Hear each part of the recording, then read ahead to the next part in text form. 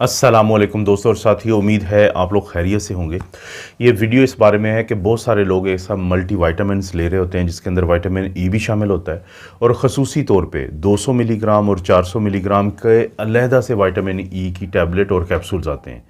तो ये उन लोगों के लिए वीडियो है क्योंकि उनको शायद अंदाज़ा नहीं है कि जो विटामिन ई है, एक तो अक्सर हम जिस मिकदार में ले रहे होते हैं वो बहुत ज़्यादा होती है, और दूसरी बात ये है कि अगर आप विटामिन ई लेते हैं और कुछ दवाइयाँ आप खा रहे हैं जिनका आगे मैं जाके ज़िक्र करूँगा, तो फिर हो सकता है कि आपके लिए ये चीज़ काफ़ी ख़तरनाक हो और आपके लिए ये काफ़ी मसाइल को जन्म दे, खुदा न खास्ता। विटामिन ई बेसिकली एक बड़ा मशहूर एंटीऑक्सीडेंट, एक फ़ैट सालुबल विटामिन है। फ़ैट सालुबल क्या होते हैं?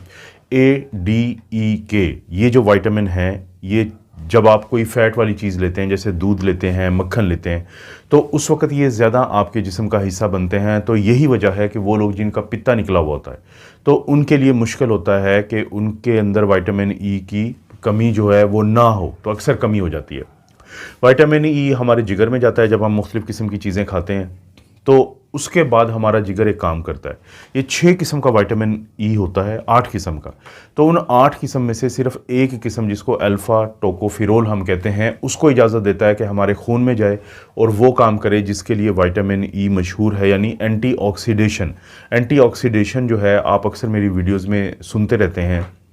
ये कुछ ऐसी चीज़ें होती हैं जो हमारे जिस्म में मौजूद जो ख़तरनाक कुछ एलिमेंट्स हैं जिनको हम फ्री रेडिकल्स कहते हैं, तो उनको काबू में रखती हैं, क्योंकि वही रेडिकल्स जो है मुख्तलिफ़ किस्म की बीमारियों की वजह बनते हैं। जो विटामिन ई है अक्सर हमारी खुराक में शामिल होता है, सिर्फ हमें पता नहीं होता इस बात का कि हम वो खुराक खाएं जिसके अंदर विटामिन ई शामिल है। सबसे अहम बात जो जानने की है कि एक दिन में कितनी हमें विटामिन ई की ज़रूरत होती है। हमें मैक्सिमम 15 से 30 मिलीग्राम एक दिन में चाहिए होता है। अब अगर आप कोई भी विटामिन लेते हैं और या ख़ुसूसी तौर पे विटामिन ई ले रहे हैं, तो अभी आप देखेंगे कि उसके अंदर बहुत ज़्यादा विटामिन ई शामिल होता है जो आपके लिए मुख्तलिफ़ मसाइल की वजह बन सकता है। अक्सर जो हम खाने खाते हैं उनके अंदर भी विटामिन ई शामिल होता है, और मैं अगर एक पूरी लिस्ट का जिक्र करूं और मिलीग्राम्स का आपको बताऊं कि कितना होता है, तो इसमें जो सबसे पहले है, जैसे कि सनफ्लावर सीड्स यानी सूरजमुखी के जो बीज होते हैं, तो अगर उसका जो एक ओंस जो 28 ग्राम के बराबर है, तो उसके अंदर 7.4 मिलीग्राम विटामिन ई है। इसी तरह से जो बादाम होते हैं, एलमंड्स, उनके अंदर एक ओंस यानी 28 ग्राम के अंदर 6.8 मिलीग्राम है। इसी तरह से जो ऑयल होता है सनफ्लावर का, जो सूरजमुखी के फूल होते हैं, उनका जो ऑयल होता है, उसका जो एक बड़ा चम्मच है उसके अंदर 5.6 मिलीग्राम है। सेफ्लॉवर ऑयल के एक बड़े चम्मच में 4.6 मिलीग्राम है। इसी तरह से पीनट बटर बड़ा मशहूर है, मार्केट से मिलता है, उसके 2 बड़े जो चम्मच हैं उनके अंदर 2.9 मिलीग्राम है। इसी तरह से अगर आप कॉर्न ऑयल यानी जो मकई का तेल होता है, उसके एक बड़े चम्मच में 1.9 मिलीग्राम है। पालक अगर आपने बॉयल किया हुआ आधा कप, तो उसके अंदर 1.9 मिलीग्राम है। ब्रोकली भी गोभी की एक किस्म होती है, तो उसको अगर आप बॉयल करें तो आधे कप के अंदर 1.2 मिलीग्राम है। कीवी फ्रूट बड़ा मशहूर है, उसके जो अगर एक मीडियम फल आप लें तो 1.1 मिलीग्राम है। और हमारा जो पसंदीदा मैंगो होता है, अगर एक मीडियम लें तो उसके अंदर 0.7 मिलीग्राम है। और इसी तरह से जो स्पिनिश यानी जो पालक है, कच्चा अगर एक कप लें तो 0.6 मिलीग्राम है। तो बुनियादी तौर पे आप अंदाज़ा करें कि ये जो मुख्तलिफ़ किस्म के आपको मैंने ये बताए हैं कि जो खाने वाली चीज़ें हैं जो हम रूटीन में खाते रहते हैं, तो आप गौर करें कि इनके अंदर विटामिन ई जो है वो मौजूद है।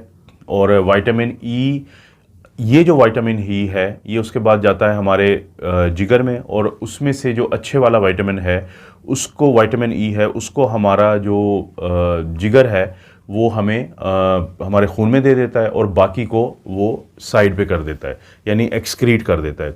तो विटामिन ई हमारे खुराक के अंदर शामिल हो सकता है। अगर हम इस पूरी लिस्ट को याद कर लें या लिख लें कहीं पे, तो हमें सप्लीमेंट के बगैर भी विटामिन ई हमारे जिस्म का हिस्सा बन सकता है। मशहूर तो बहुत है, बहुत मशहूर है कि अगर आप विटामिन ई लेते हैं तो आपको एज ए एंटीऑक्सीडेंट फ़ायदे क्या होते हैं। पहले मैं बता देता हूँ कि जो मशहूर हैं, और फिर मैं आपको बताऊंगा कि साइंस क्या कहती है उस बारे में। जैसे ही मशहूर है कि आपको दिल के अटैक से बचाता है, मशहूर है कि आपको कैंसर जैसे मुज़ी मर्ज़ से बचाता है, मशहूर है कि आपका जो दिमागी सलाहियतें हैं उनको कमज़ोर होने से रोकता है। इसी तरह से आपकी जो आँखों की पुतलियाँ हैं उनको ख़राब होने से और आपकी नज़र ख़राब होने से बचाता है। लेकिन जितनी भी स्टडीज़ हुई हैं उन्होंने ये बताया है कि कोई बहुत ज़्यादा फ़र्क नहीं पड़ता। थोड़ा बहुत तो फ़र्क पड़ता है। और ये बाकायदा स्टडीज़ हैं, ये रैंडमाइज्ड कंट्रोल ट्रायल हैं जिन्होंने बताया है कि बहुत ज़्यादा आपके दिल के अटैक से नहीं रोकता, बहुत ज़्यादा कैंसर से नहीं रोकता, बहुत ज़्यादा आपको इस तरह के जो इश्यूज़ होते हैं कैंसर जैसे उनसे नहीं रोकता। तो फ़ायदा ये होता है कि क्योंकि खुदा न खास्ता अगर आपके जिस्म में विटामिन ई की कमी हो जाए तो उसकी वजह से कुछ मसाइल जन्म लेते हैं। वो मसाइल क्या होते हैं? जैसे मिसाल के तौर पे लोगों को आसाबी कमज़ोरी होती है, उनको चक्कर आना शुरू हो जाते हैं, वो गिर सकते हैं, और इसी तरह से बाज़ औक़ात उनके जो मसल्स होते हैं वो कमज़ोर होते हैं। तो इसलिए हमारी कोशिश होती है कि विटामिन ई की कमी तो ना हो। ख़ास तौर पे वो कुछ लोग होते हैं जिनको आंतों के ऐसे मसाइल होते हैं कि वो चिकनाई वाली चीज़ों को जज़ब नहीं कर सकते, तो उनमें ज़्यादा चांसेस होते हैं विटामिन ई की कमी के। लेकिन वरना ये जो हम इतना ज़्यादा विटामिन ई लेते हैं इसकी ज़रूरत नहीं होती, इसका फ़ायदा नहीं है। जब एक चीज़ का फ़ायदा नहीं है तो यकीनन वो इजाफ़ी है और उसका नुकसान हो सकता है।